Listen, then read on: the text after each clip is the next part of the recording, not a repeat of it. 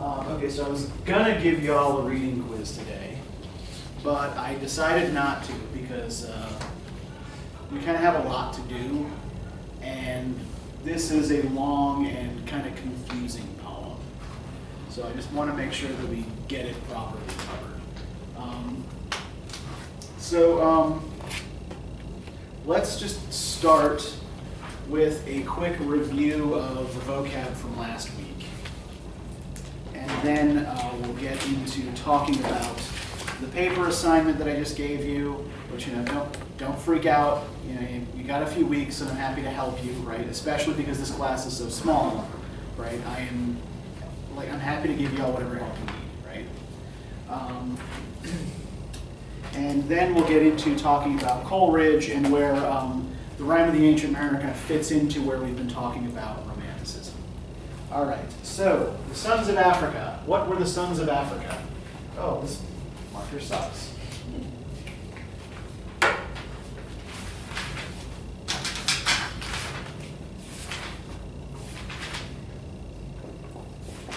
Or, well, who were the Sons of Africa, I suppose, more appropriately.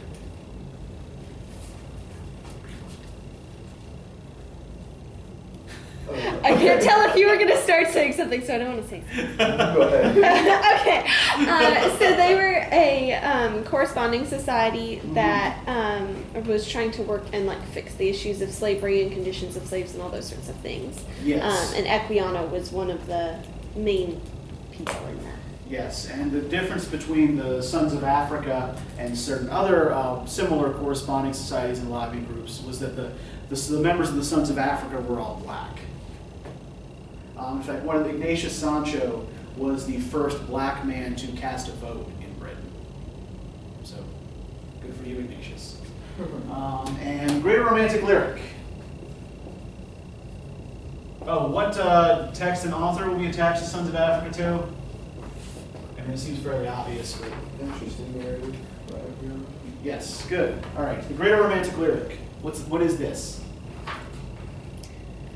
Oh, this was the style of romantic poetry, and it kind of went through three phases of the outside, what they originally were usually looking at physically, and then went to what they were processing internally, and then it changed at the end to now what they're seeing reflects what they were thinking. Yes, good. And what text and author would we associate this with?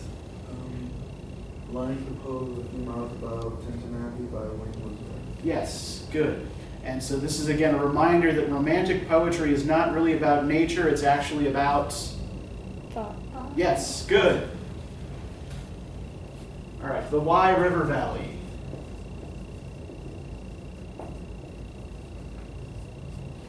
Yes. I bet that it's actually a popular tourist walk.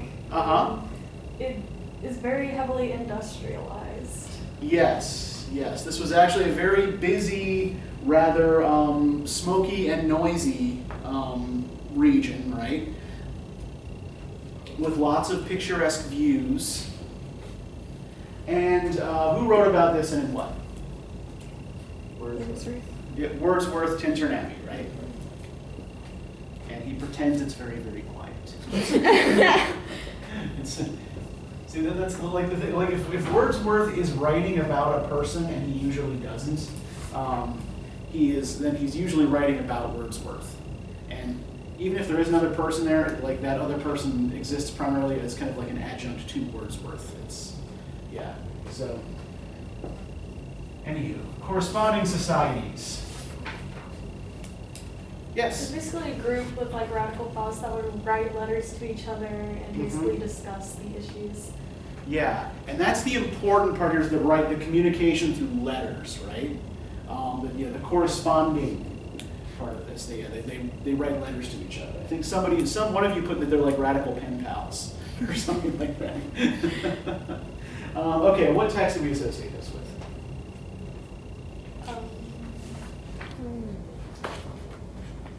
Could you do Equiano again? Yeah, Equiano was involved in some of these groups, right? You could probably also apply this to Clarkson. Because Clarkson was involved in these kinds of groups as well. All right, defamiliarization. Okay, that's the term to describe describe like authors or like the romantic writers, they would use like common activities or common knowledge and present it in like an unfamiliar way to get people to think outside of their own perspectives. Yeah. Okay, good. Can you give me an example in a text? The talking books part in Excel's letter or essay. Yeah. Yeah. So he's describing what a book looks like to someone who's not familiar with them, right? Good. All right. Picturesque.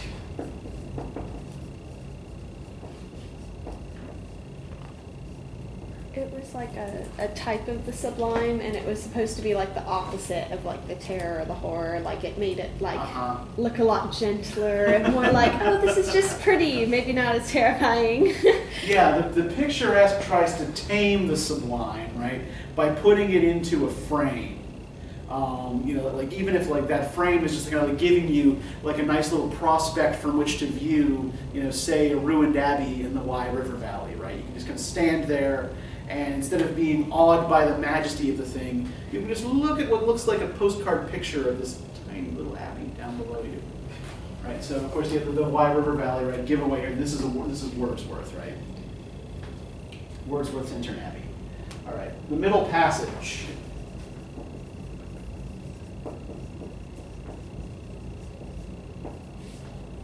What was the middle passage? The middle passage was the transporting of the enslaved Africans from Africa to the Americas. Yeah. So I guess that trade route. Yeah, it's that middle leg of the Atlantic trade trend, where they're going from Africa to the Americas. Transporting cargoes of mostly slaves, yes. And of course this we would relate to Equiano, right? Okay, empiricism.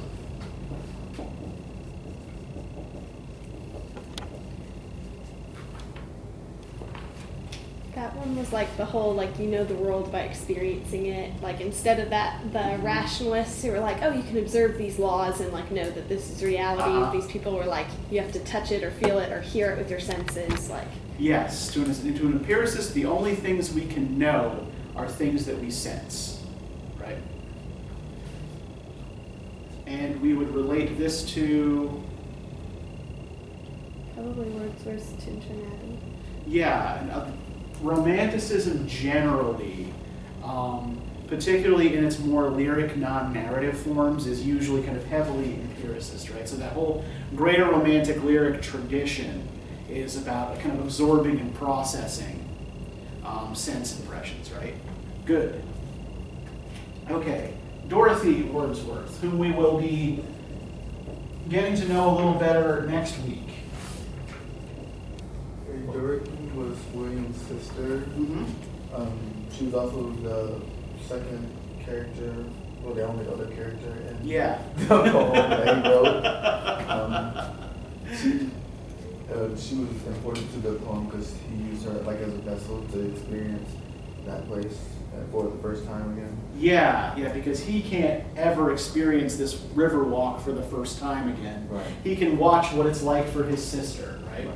And try to live vicariously through her, and give her all sorts of advice about life, the universe, and everything. It's the kind of the back to the outside portion of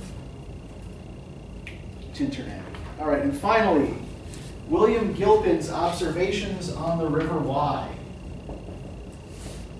Does anybody remember what this was? That was the tour guide book. Yes.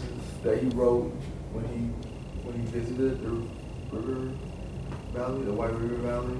Yes. And I think after his book was published, it became like a really popular tourist attraction.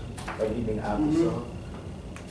Yeah, and this is important. But this is important in part because it is the first illustrated travel book in British history, right? Not the first illustrated book, right? People have been illustrating books as long as there have been books. But the reason I want, I'm going to throw things like this at you sometimes, is because the original audience for something like Tintern Abbey was actually pretty small, right? Just as today, the number of people who go out and actively buy books of poetry is relatively small, right? So these kinds of texts are the things that ordinary people are actually consuming more often. And so these popular texts often inform what comes to become, canonical literature.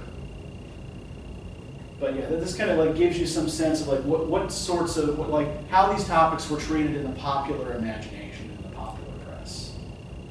Okay, so good job everybody. Like once again, everybody got at least a 95 on the vocab quiz. So you're doing fine. You're doing all right here. Okay, so let's talk a little bit about the paper assignment that I just gave you. Give you a chance to ask any questions that you have. And then we'll get into Coleridge. Okay, so what you're going to be writing is a 1,000 to 1,500 word argument based on a close reading of a single text. So that'll be like, 4 or 5 pages double spaced, right? So you're providing an interpretation of your chosen text, but it has to be a focused interpretation that outlines a single important theme or idea, right? So you're going to complete the assignment in 2 stages. The first will be a 250-word proposal, and the second will be the complete paper. Forget what it says here about response paper, since I don't require that anymore in this class. So the 250-word proposal is going to be due on the 23rd. And the paper itself will be due on the 30th, right? So the proposal is a chance for you to float an idea and get feedback on that idea before you commit yourself to something in writing the paper. So here's what I want for the proposal, right? No longer than 300 words, no shorter than 250, right? You're going to give me your working thesis, right, the basic argument you want to make, or that you think you want to make, and a brief description of what you intend to do to advance this thesis in the longer paper. So, 2 things to remember here, right, is that 1, you're just describing your argument. You're not giving me the whole case here. It's just a little thumbnail sketch of what you're going to do in the longer paper. And your proposal needs to include the following elements, right? So first, a statement of the question you're trying to answer, the problem you're trying to solve. Right? Why does this paper need to exist, right? Your current working thesis, which is your proposed answer to that question. And a little bit of the most important background information the reader is going to need to understand your argument. So when you're coming up with a working thesis, remember that it needs to be arguable in 3 senses of the word, right? 1, it has to be something that is not immediately obvious, right?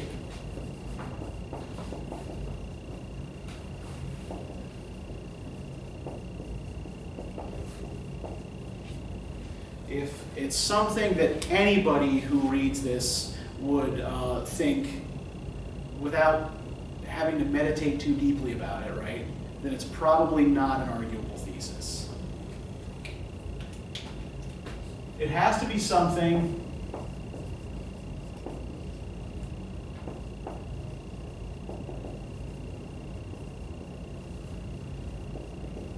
that's open to other interpretations, right? Something that other people could conceivably disagree with.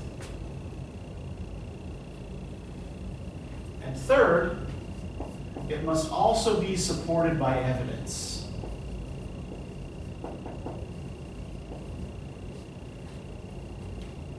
And thesis development is often the most difficult part of writing a paper like this. So again, this is one of the reasons why we do the proposal, so that I can kind of help you evolve a thesis, right?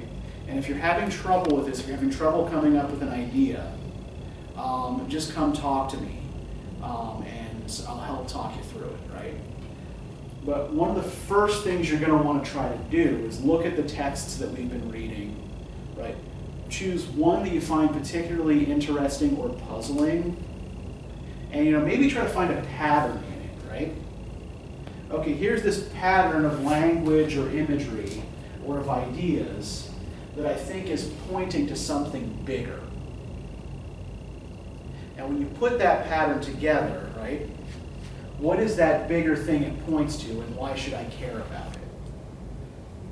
That's the argument that you're going to be trying to, that's essentially the way you're going to be structuring your argument, right? Okay, so does anybody have any questions so far?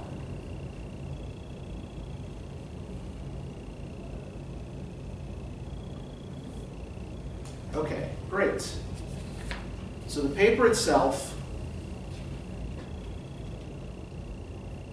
like I said, is going to be 1,000 to 1,500 words. And I've got some guidelines for you here too, right? So as I said, you're going to choose quotes you think point to some bigger issue or idea. And you want to start with close attention to particular words and sentences, right? Pay very close attention to language. One thing that we should really, especially because I know only one of you is in the humanities and you're in visual art, so things might be a little different there. But the norm in English, anyway, is direct quotation of your source texts. Right, in part because what you're going to be analyzing is language, right? So you're going to need to show me what language you're using to get your interpretation and explain to me how you're getting from point A to point B, right? Why does this mean what you say it means? So you'll pay attention to literal and implied meanings of words, right? So for example, the word rose, right? What's the literal meaning of rose? Flower. It's a flowering plant, right? It's a bush with flowers on it. But what ideas do we attach Romance. to rose? Yeah. Love. Romance, love, beauty, right? Yeah. So think about like these ranges of associated ideas that we have with particular words, right? You're also probably going to want to be aware of multiple meanings of specific words, right? Because even if it's clear from context what the meaning is, right? Those other meanings are still kind of buried in the way that we read the word. So keep those in mind as well. And remember to contextualize the text and your reading of it. This is more than relating to the author's personal life. Do y'all remember what I said about biography on day one? You don't care. Yeah, I don't give a shit about the author's biography, right? I do not care what Coleridge ate for breakfast every day, right? I don't care where and when he was born, right? I do not particularly care where and when he died. Now, other sorts of contexts do matter, right? Like, his expressed views on, say, Gothic fiction, or on the slave trade, or, his relationships with other writers, right? So when you're thinking about contexts in which to cite your arguments, make sure they're relevant contexts, right?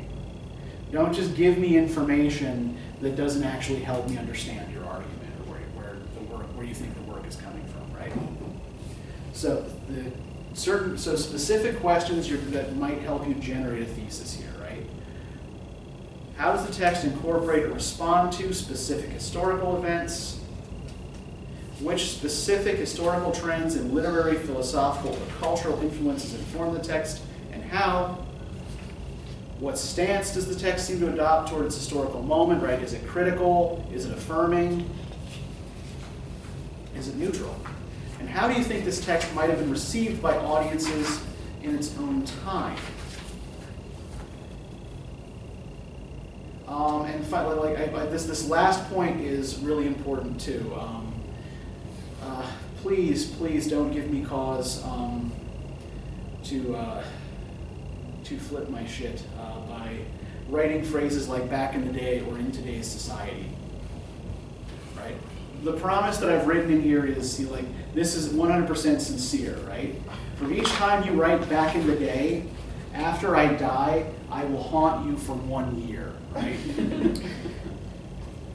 So if you do not want the ghost of your long dead English teacher plaguing you for, some portion of your life, do not write the phrase back in the day, right? Now, why do you think I hate the phrase back in the day?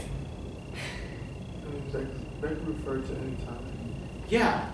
It basically implies that historical specifics don't matter, right? That, everything that happened before you were born is just this jumble of events that happened in no particular order with no particular reasons, right? So, even technically talking about 10 years ago, back in the day. Yeah. 10 years ago. Yeah, so was yesterday, right? The entire past. Right, so just the point here, right, is just try to focus on specific historical contexts, right? Okay, so does anybody have any questions here about the content of the paper, about what I'm asking for, about what I'm looking for you to do? Okay, I should note as well, I didn't put this on the sheet, but I do give extra credit if you go to the Writing Center. So if you take the paper to the Writing Center at any stage, right, make sure you bring the assignment sheet with you so they know what you're working on. I think some of the tutors who are working over there have done this assignment before, so they should know what to do. You'll get half a letter grade extra credit, right? So if the paper would have been a C+, it becomes a B-, right? So on and so forth. Okay, so with that said, let me just also make sure everybody understands the grading rubric that I have here, right? So first off, everybody understands that this is layers, right? That in order to get a C, you also have to meet the requirements for a D. In order to get a B, you also have to meet the requirements for a C, and so on and so forth, right?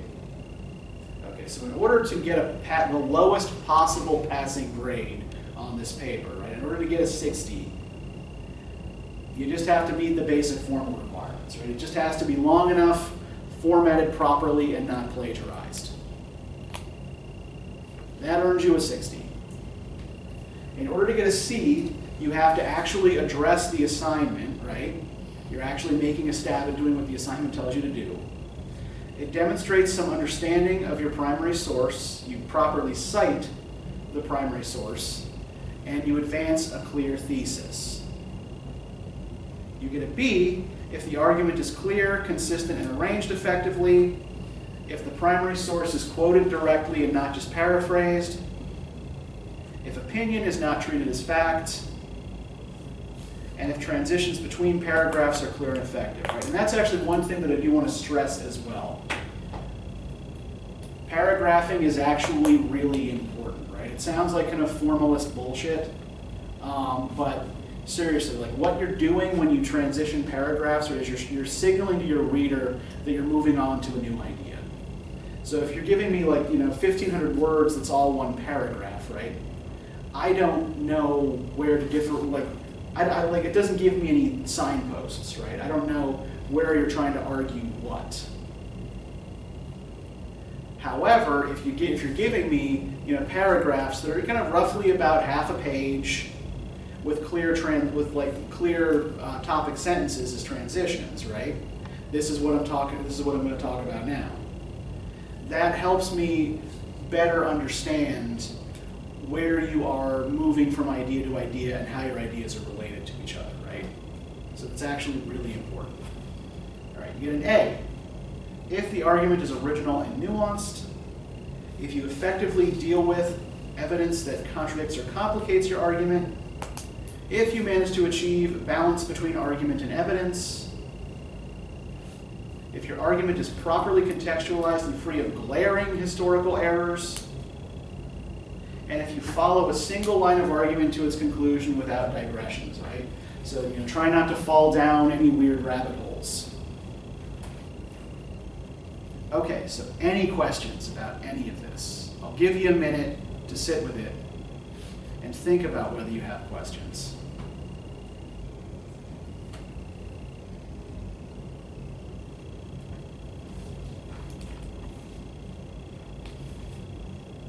So we could do this for any text we've already read in the course. Yes, any Okay. text we have read in the course. I would say probably up to about next week, right? So I would say probably Keats would be the last text you'd want to consider for this, given that then you're getting a little close to deadline. But remember too, this one doesn't require any research, right? In fact, I don't want you doing any research for this. This is just going to be an argument out of your own head based on your interpretation in your class notes.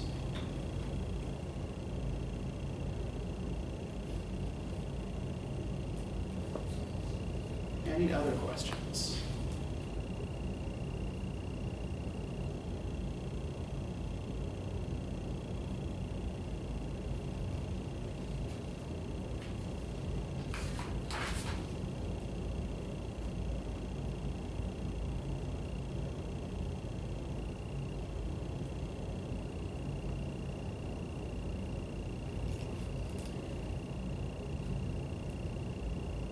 Well, we've got a couple weeks if you think of it. All right, so let's talk about Coleridge then. What do you think of this poem?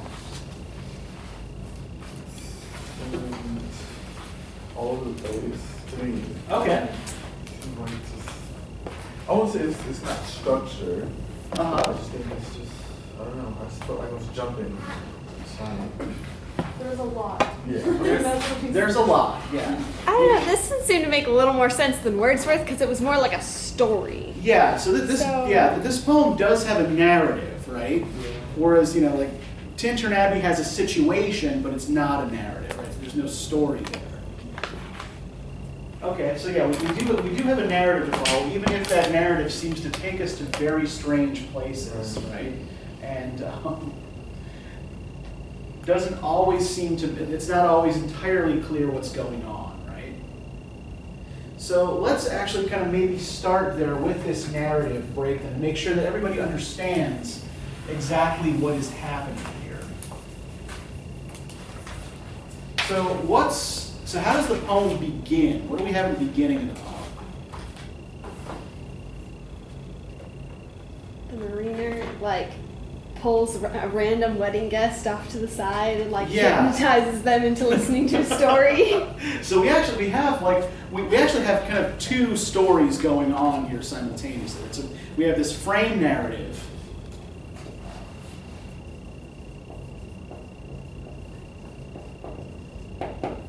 Right, in which the mariner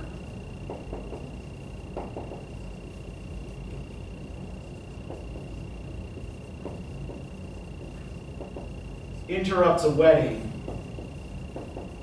and just kind of seizes this character who is known only as the wedding guest, right? With his glittering eye. It's one thing we might try to make something out of is there's a lot of reference to eyes in this poem, right? Okay. And then how does so inside this frame narrative we have the mariner's tale, right? And what seem to be the major elements of the mariner's tale? What happens in his story?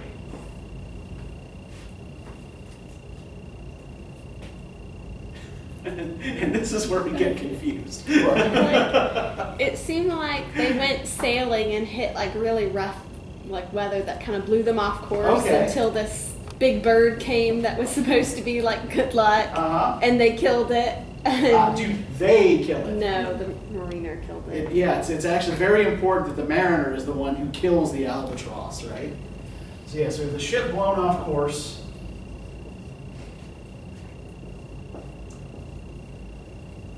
It's saved.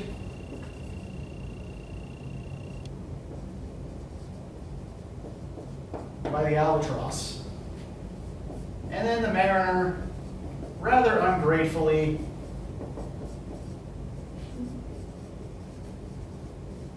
kills the albatross. I like that you simply said big bird, though, because I imagine Big Bird from Sesame Street swooping in. Well, I think it described it as a large bird. Yeah, no, yeah, and an albatross is An albatross is actually its body and head are not very large. Its wings are enormous. Oh. So it is a bird that is very graceful. It's a seabird that is very graceful in the air, but clumsy on land. So it's also often actually sometimes used as a metaphor for a poet. I'm not sure that's what Coleridge is doing with it, but it is kind of conventional to use the albatross in that way, right? I can fly, but I can't really walk. Okay, so the mariner kills the albatross, and then what happens? They start running out of water, and the wind cuts out, and they Yeah. get stranded. Yeah, the ship is becalmed, and everyone gets dehydrated, right? With throats on slate, with black lips baked, right?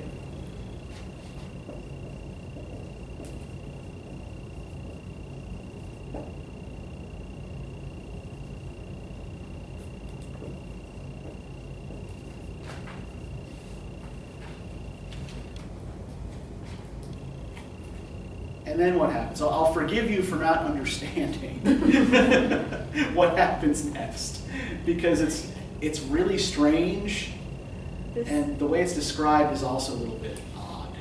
It's like they started seeing a ship, and it, I don't know if it was hallucination, but it seemed like it was bringing death, and then all of his fellow shipmates died. Yeah. We have this weird death ship that shows up. Right, containing death and this strange female figure that he calls life and death, right? We're going to come back to her. And everyone but the mariner dies.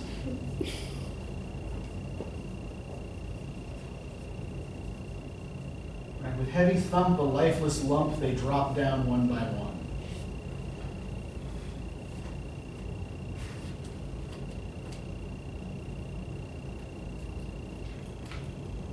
And then what happens? And I'm going to say, part 4, where this occurs, is I think actually, there's a reason this occurs, I think, right smack in the middle of the poem. I think this is actually the most important part of it.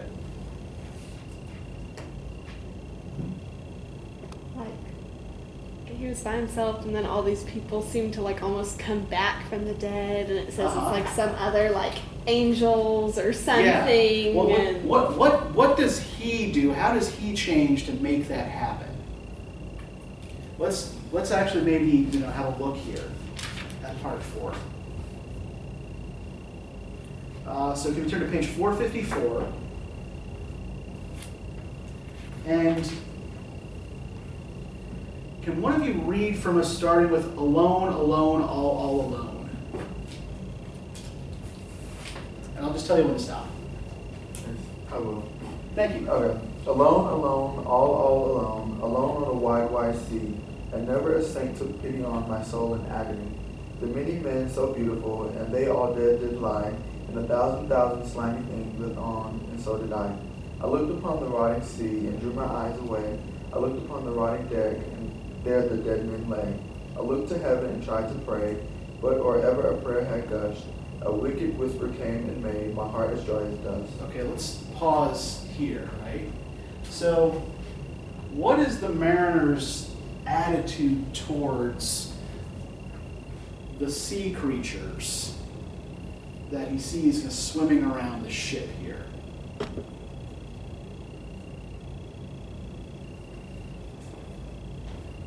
Well, he calls them slimy things, which is never really used in a positive light. Yeah. 1,000 slimy things lived on, and so did I, right? So at least by comparison with the sailors who have died, or the many men so beautiful and they all dead did lie, right? He's looking at these sea creatures and thinking these things are hideous and ugly, right?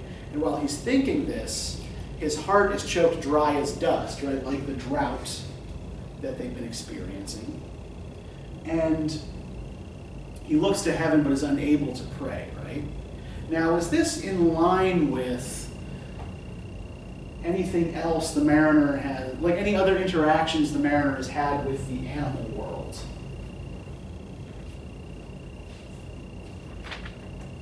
how did he cause this problem in the first place? By killing the bird. By just thoughtlessly killing the albatross for no reason, right? So what we see in the mariner up to this point is a kind of contempt for nature and contempt for non-human life, right?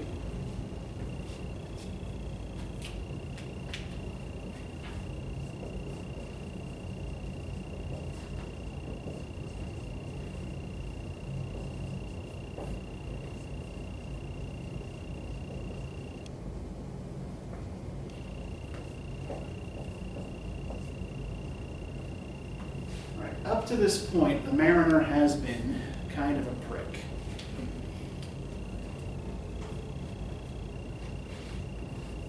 When it was talking about like all these slimy things lived on, and so did I, like, is he almost comparing himself in a way to like these slimy things, like as everyone else has died, and now like he's the cause of that? Like he's the, you know, he is himself like this kind of like abject outcast, right?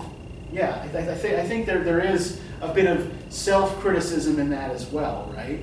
But he still can't, he's too filled with hatred to pray, right? So let's look at where the change comes here. Can I get somebody to start reading from Beyond the Shadow of the Ship on page 455?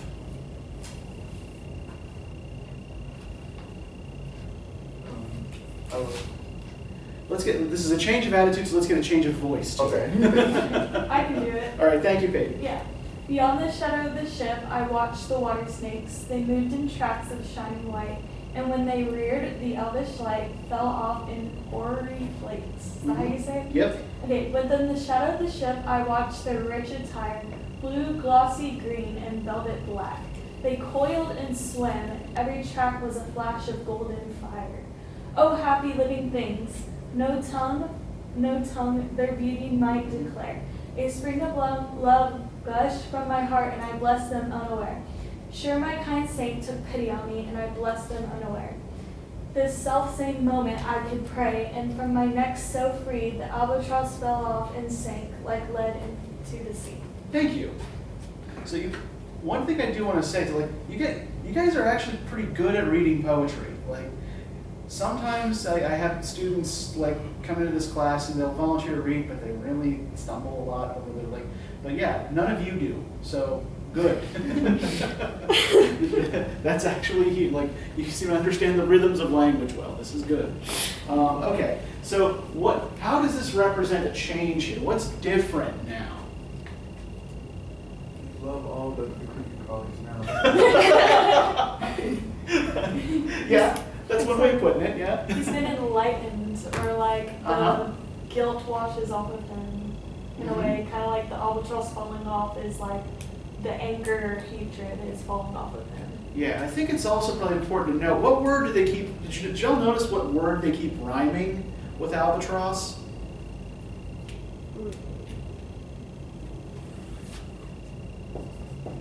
Or at least with the last syllable of albatross?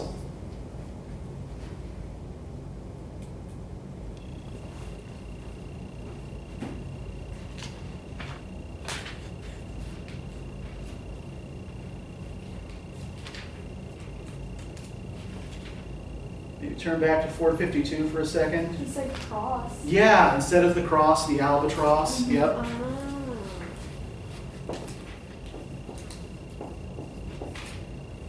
And what does he use to kill the albatross? A crossbow. A crossbow,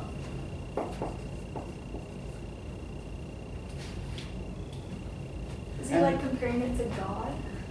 I'm not sure. And so let me just say, like, I have been reading this poem since middle school, right? Mostly because, like, at least initially, like, it wasn't assigned to me in class or anything. Like, I just really liked that Iron Maiden song. So I went and when I found, oh, this is a poem. I went and I started reading it. Yeah, I went and started reading the poem. I was like, I don't understand any of this. And I still can't say that I really fully understand what's going on in this poem.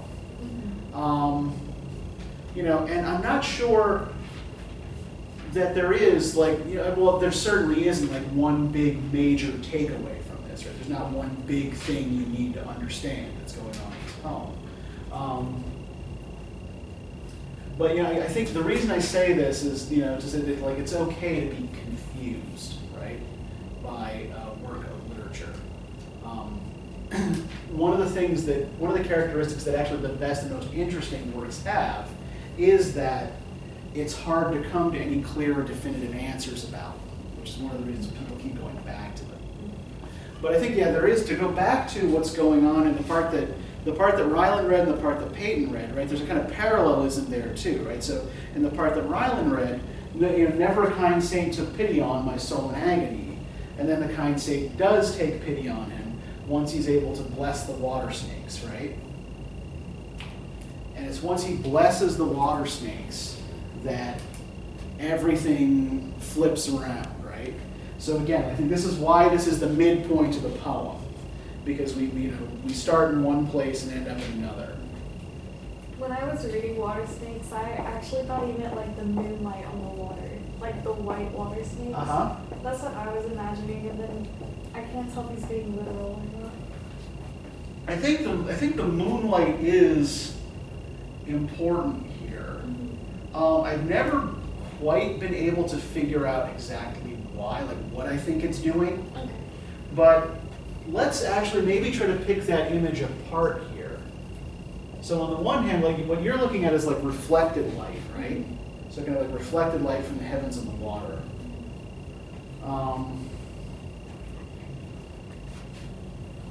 So let's just kind of throw that into the mix there.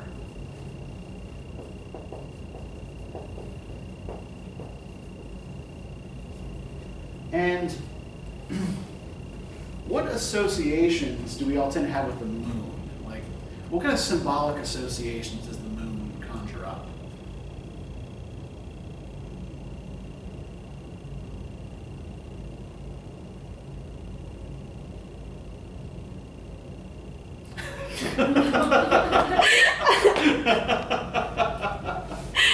Wow. All I can think of is night. Yeah. Okay. Maybe time? Okay, why time? Because it controls, like it kind of shuts everything off. Like, when people go to bed and stuff like that. Okay, yeah, so we schedule our day around, sunrise and moonrise, right? And I think there's a kind of time sense of that, like, as well, because the moon kind of waxes and wanes over the course of a month, right? And that's even where the word month comes from, is from moon. Huh.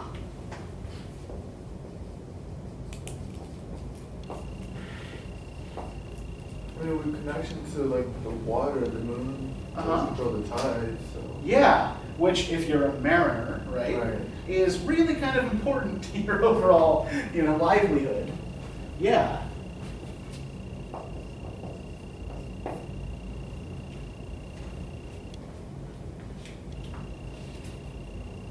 And I'm just going to throw this out here, but the moon is also typically a kind of pagan feminine symbol.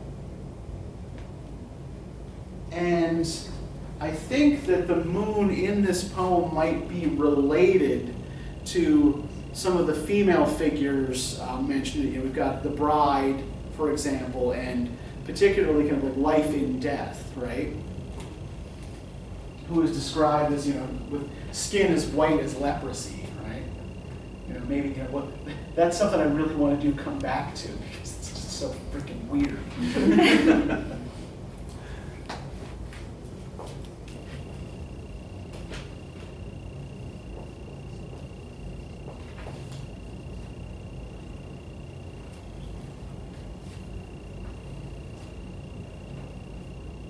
So let's just stick a pin in this for a minute and ponder and come back to it, right?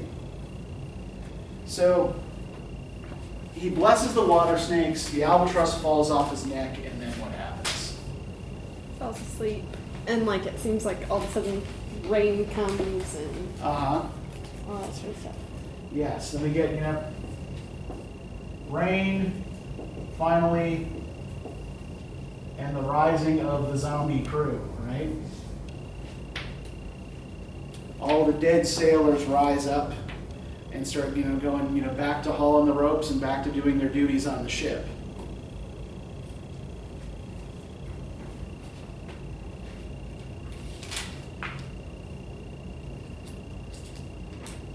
And then what happens?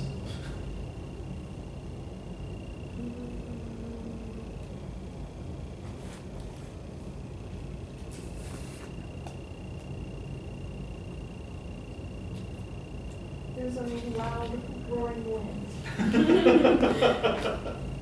Yes, there's this loud roaring wind, and what is the upshot of the wind? Like, what does this loud roaring wind do? It awakens the dead men. Okay, yeah, awakens the dead men, right? And the ship moves at incredible speed back to England, right? And these two spirits have a debate about the mariner in the meantime. And then what happens when the mariner gets back to England? Gets rescued by a pilot and a hermit. Yes. The ship sinks.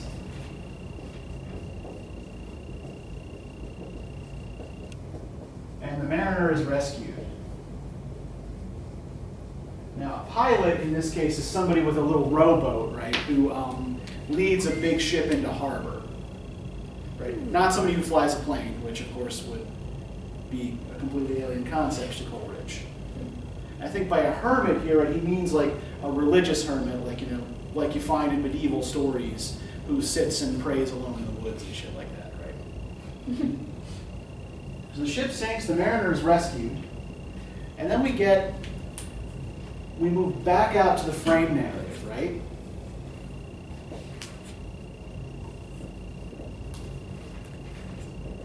Where we get the mariner's advice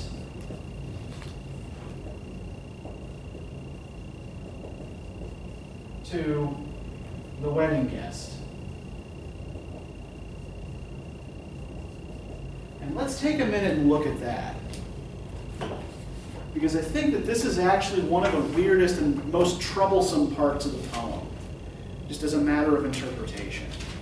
So, Kaylee, since you have not read for us yet, can you start reading on page 463 from Since Then at an Uncertain Hour? As soon as I can find. Oh, I see it. Okay. Yep. Since then, at an uncertain hour, that agony returns. Until my ghastly tale is told, this heart within me burns. I pass like night from land to land. I have strange power of speech. That moment that I see his face, I see. I know the man that must hear me. To tell him. To him my tale I teach. What loud uproar bursts from that door? The wedding guests are there, but in the garden bower the bride and bridesmaids singing are. And hark, a little vesper bell which biddeth me to prayer. O wedding guest, this soul hath been alone on a wide, wide sea. So lonely 'twas that God himself scarce seemed there to be. O sweeter than the marriage feast, 'tis sweeter far to me, to walk together to the kirk with a goodly company, to walk together to the kirk and all together pray, while each man to his great Father bends, old men and babes and loving friends, and youths and maidens gay. Farewell, farewell, but this I tell to thee, thou wedding guest, he prayeth well who loveth well, both man and bird and beast.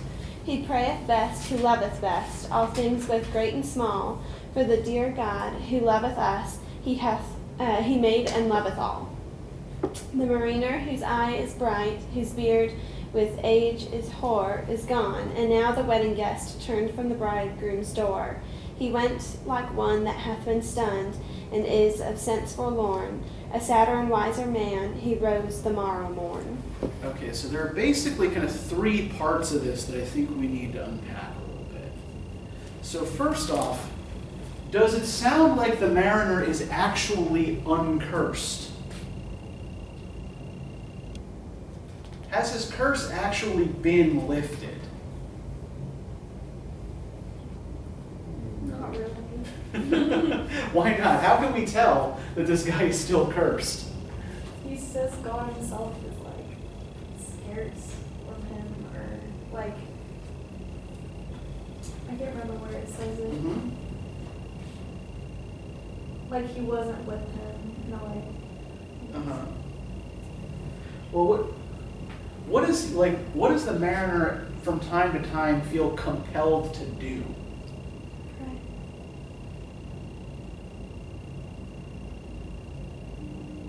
Oh, wait, to like share his tale with Yeah, other people? this strange compulsion comes over him now and again, right? And he just has to stop some random stranger who he knows by sight, right? This is the man whom I must teach. And he's forced to tell his tale, right? He's compelled by some force other than his own will to do this. So this suggests that he's not entirely forgiven, right? And what's weird about the message that he gives to the wedding guest? What is the upshot of his message to the wedding guest?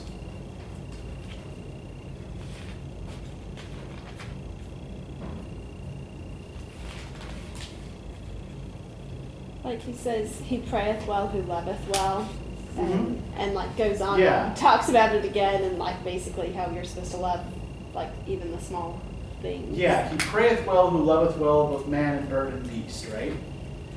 So he has learned that all life, not just human life, is important, right?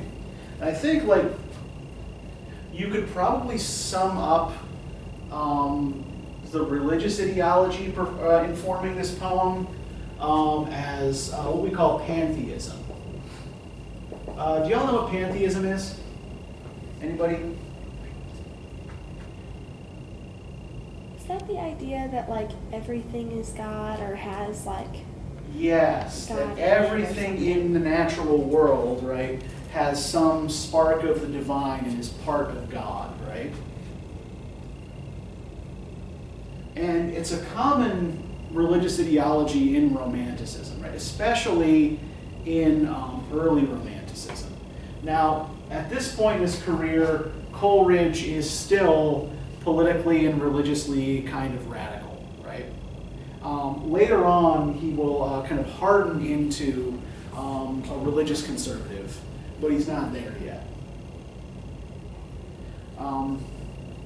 So yeah, there is a kind of pantheist religious message in this poem, right? But is there anything kind of like ironic about what the mariner is telling the wedding guest, given the situation in the frame narrative? What's he telling the wedding guest to do?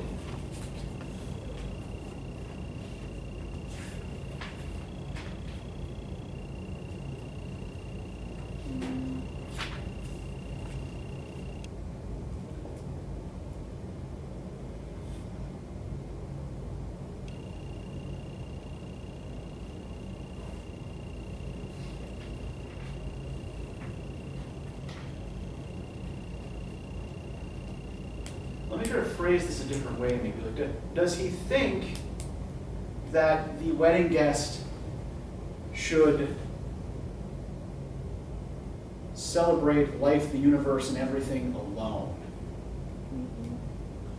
No, because he started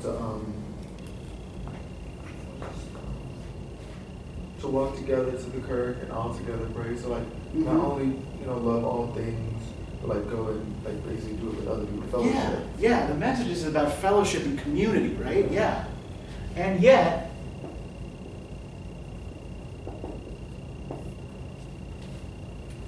what has this graybeard loon done to the wedding guest? pulled him out of the thing with a bunch of people. Exactly, yeah. He's prevented him from attending one of these kind of community celebrations, right?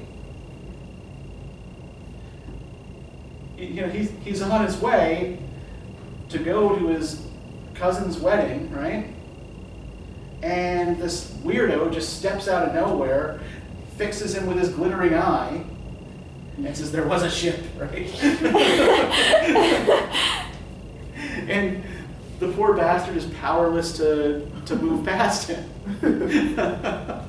So even though his message is about like sort of like participating in, kind of loving mutually beneficial community, right? The way he's preaching his message is alienating and isolating, right? And what's the effect it has on the wedding guest at the very end of the poem here? Does the wedding guest seem to be any better off for this message? He's forlorn and stunned and sadder Yeah, than he was before. a sadder and a wiser man, he rose the morrow morn, right? So the main effect of the mariner's speech seems to be to bum this poor bastard out, right? It's like, well, that was depressing. But yeah, it's so the reason I point this part of the poem out, I want to spend a little bit of time here, is because this is so bloody confusing. Right? There were critics in Coleridge's time who argued that the poem lacked a clear moral, and I don't personally see that as problematic. I actually think that makes it more interesting. But Coleridge believed that the moral was actually way too clear. I'm not sure exactly what he thought that clear moral was. But yeah, so I think there is this kind of this strong kind of pull towards a kind of community ethos, right? That is at the same time kind of like defeated by the very strangeness of the mariner. Now, I do want to point also to some contexts here and some theories about the mariner that might also inform our reading of this poem. So, where have we already met Samuel Taylor Coleridge? We've already encountered this guy twice. Coleridge. Oh. Did he write on the slave trade as well? He did write, yes, a lecture about the slave trade. And does anybody remember what his argument was in his lecture on slavery? Boycotting sugar. Yeah, he was the one who wanted everybody to boycott sugar, right?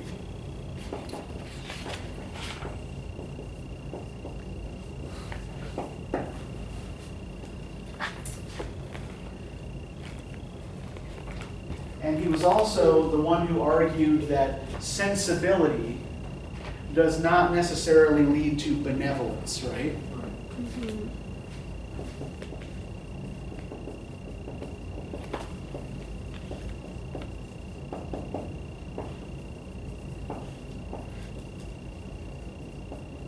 Now, do we remember what our other encounter with Coleridge was? He critiqued the monk and said it kind of like had no morals and like Yeah. that sort of stuff. He also wrote that review of the monk.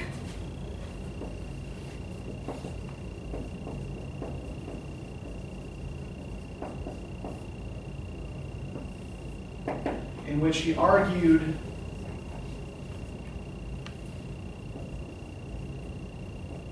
for the essential immorality of that novel and others like it, right? So, what do these contexts tell us about Coleridge and his interests? It also showed, by the way, this review of the monk also showed that he was relatively knowledgeable about the Gothic, right? He knew the Gothic genre.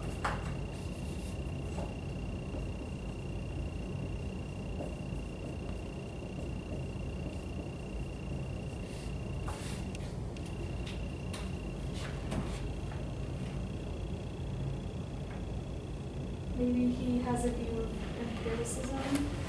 He has more, thinks more in thought and Okay. uses senses more around surroundings, Okay. I think another thing is he seems to have a pretty strong moral compass, as far as looking at how Okay, other yeah. people are treated, and in this Uh-huh. looking at how animals are treated, and then in the monk also, like, he was upset by a lot of the immorality, but I wonder if part of it was also, like, how poorly the people and the characters were treated in it. Like, he seems to have a concern on things of that nature. The fact that you would even read something like The Monk also suggests an interest in the supernatural, right? So, pretty much everything that happens in this poem is supernatural. There are zombies and a magic bird, right? And, spirits conversing in the winds, right? So we've already got a good sense of what this guy's particular interests were. And I think the slave trade interest is also an important context here. What direction, does anybody remember, was the mariner's ship sailing from England before it got blown off course?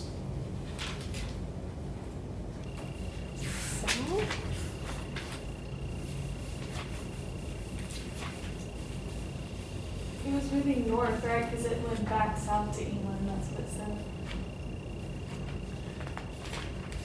Well, let's look at part 1 here. Page 449, right? The sun came up upon the left, out of the sea came he. And he shone bright, and on the right went down into the sea. So which way do you have to be facing? Which direction do you have to be facing if the sun is coming up on your left?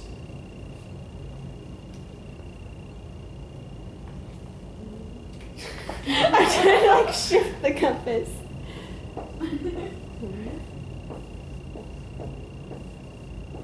Which direction does the sun rise from? East. East. So if it's coming up on your left, which way are you going? South. You're going south, exactly, right? So the ship is sailing south from England, right? And when the mariner's crew are stranded in the Pacific, the physical symptoms that are described, the dehydration and the black lips in particular, are characteristic of yellow fever, which was a common ailment among sailors on slave trading ships. So there are some critics who combine sort of these two notions, or the fact that the ship is sailing south, which suggests Atlantic trade triangle, with the yellow fever symptoms, plus the fact that the mariner has such a callous and cold attitude towards other living things, that he's participating in a slaving expedition. And that part of his punishment, that this is his punishment for kind of like disregarding other lives, right? Like the dead men that are under the ship, like it's saying that his crew died and they were under the ship groaning, which makes so much sense. And I wonder if, like, almost the albatross wasn't necessarily supposed to be like a bird, but like, okay, this is like an innocent creature, it's a helpful person, and almost like these Africans that you might be enslaving, like, they've done nothing wrong, they've not come and bothered you, they've not provoked anything, and yet you just killed it. You're causing them to suffer for no reason, And I think, again, like, I think that's part of the important thing here, is that with the killing of the albatross, is that it's just completely thoughtless and motiveless, right? There's no reason for him to do it. Any reasons that are given are made up after the fact, right? It's like, oh, well, now the fog and mist have cleared up, so I guess the albatross must have been causing it. Okay, so it was all right. And everybody dies, right? So, so this is one argument that a lot of critics make about kind of what's going on in the poem, especially because it ties in with known political positions of Coleridge's at the time, right? I do also just want to say, we've only got about sort of 5 minutes left, so I do want to quickly explain the form of the poem a little bit and how it relates to things that Wordsworth was doing. So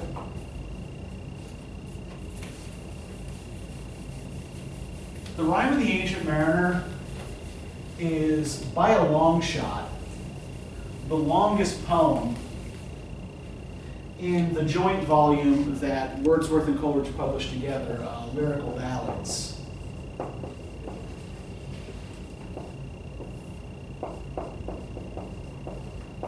In 1798. And so what they were trying to do in this collection was return poetry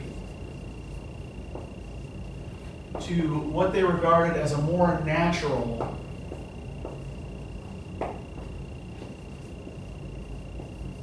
pre-neoclassical state, right? So you might recall from last time that neoclassical poetry was, or neoclassical writing was based on Greek and Roman models and was very much about artifice and construction, right? And about following these kinds of learned models that people would learn in, fancy private schools and universities.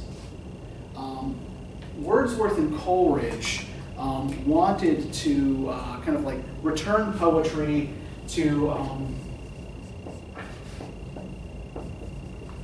what they regarded as folk language and folk forms. So, if you actually read a Wordsworth poem, you come to the conclusion that even though he thinks he is talking in ordinary language, he probably wouldn't know an ordinary person if one walked up and bit him on the ass. But Coleridge here is consciously adopting and lengthening a folk form called the ballad, right? This whole thing is written in ballad stanzas. Now, do any of you know what a ballad is? It is not a slow song. So a ballad is it's a type of folk poetry.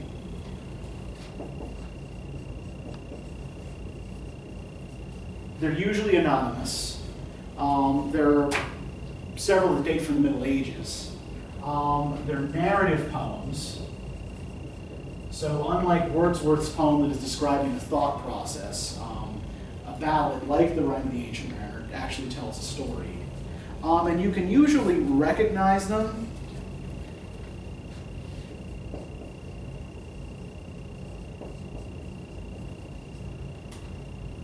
by their form. So the ballad stanza has 4 lines. They rhyme A, B, C, B, and they alternate between 4 and 3 stresses a line, right?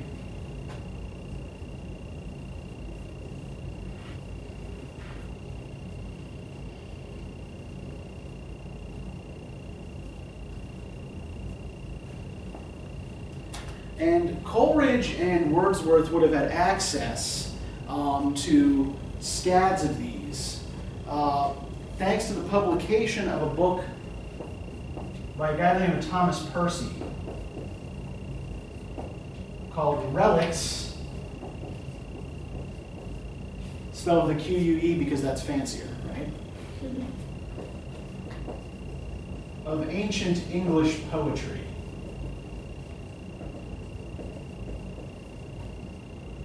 And this was first published in 1768 and was wildly popular and went through several editions.